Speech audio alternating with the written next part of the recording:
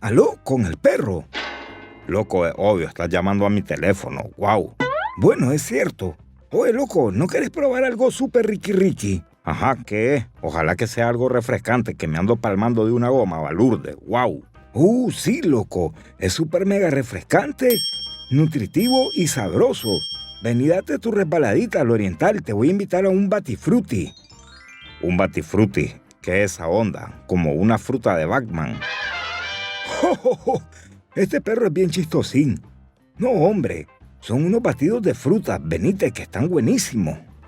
Ok, loco. Dame la dirección y ya te caigo. Wow. Bueno, busca ahí en qué anotar. Ajá, dale. Mira, es de la iglesia del Calvario, 175 varas al sur, sobre la acera izquierda. Copiado, ya caigo. Wow. Literal, vas a caer. ¡Jo, jo, jo, jo! ¡Oye, Prix! ¡Por aquí! Oye, uy, wow. Oye, loco, de plano que me di mi resbalada y hasta me caí. Qué chiva esa pasada ahí. Wow. Simón, pediste tu batido, pues. Ah, no, a vos te hace daño. ¿Y entonces para qué me llamaste que viniera?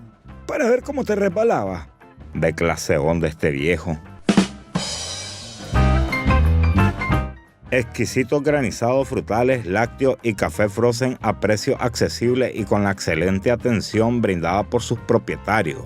Teléfono 5704-6452. Dirección Mercado Oriental de la Iglesia del Calvario, 175 varas al sur, sobre la acera izquierda. Wow.